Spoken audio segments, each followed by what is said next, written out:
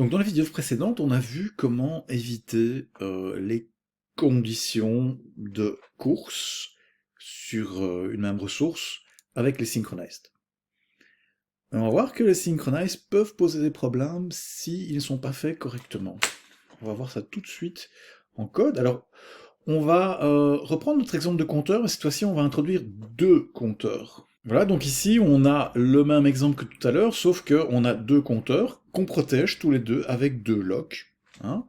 Et donc, ce qu'on fait, c'est qu'on synchronise pour le premier objet, puis le deuxième objet, puis on fait un incrément. Alors, on aurait pu faire l'incrément directement après, mais soit, c'est pas grave.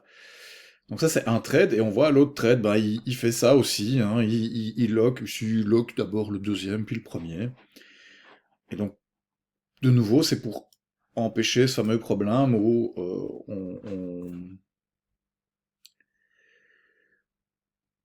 on a une condition de course où on modifie, enfin on va lire et puis on est interrompu et donc on n'augmente pas suffisamment bien le compteur. On va exécuter ce code, voir ce qui se passe.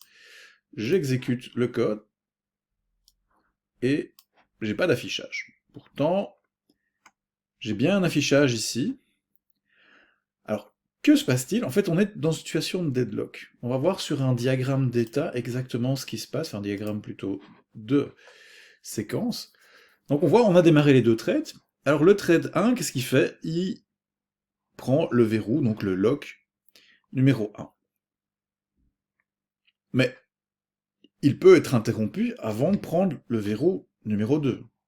Il peut être interrompu avant d'exécuter ceci.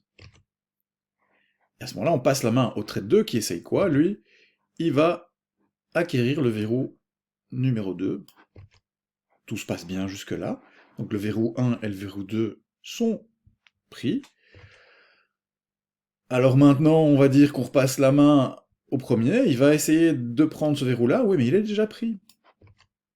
Ce verrou-là, il est déjà pris, donc il se met en attente. Passe la main au thread 2, qui lui va essayer d'acquérir le verrou numéro 1, mais qui est déjà pris aussi.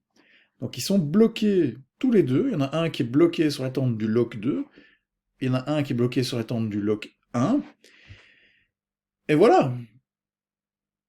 Ils sont bloqués, et ils s'attendent mutuellement, donc c'est un deadlock, parce que il n'y a pas d'issue autre que de tuer les processus, enfin de tuer ici les threads. Donc c'est un deadlock. Les deadlocks, ils arrivent sous certaines conditions. Hein. On doit avoir, à moins avoir deux threads, avoir au moins deux ressources. Si on n'a qu'une seule ressource, il n'y a pas moyen d'avoir un deadlock parce qu'on prend la ressource et voilà, on n'attend qu'une seule ressource à la fois. Et avoir une attente cyclique, on voit qu'ils s'attendent l'un l'autre. Alors, c'est là-dessus qu'on va pouvoir jouer pour éviter les deadlocks. Alors la première solution, c'est simplement de ne pas bloquer deux ressources à la fois. Et en fait, dans notre code, c'est pas nécessaire en fait. Hein. On peut faire un synchronize sur l'un puis sur l'autre. Donc on voit ici ce que j'ai fait, j'ai simplement dit je prends un, et puis je prends l'autre. Enfin, et puis je relâche le premier, et puis je relâche l'autre. Donc je prends pas les deux à la fois. Donc si on exécute ici, on a bien le programme qui se termine sans deadlock avec les compteurs qui sont incrémentés correctement. Donc ça c'est la première solution, c'est si on n'a pas besoin de prendre deux ressources en même temps, ne prenons pas deux ressources en même temps. La deuxième solution pour éviter les deadlocks, c'est de toujours prendre les ressources en même ordre.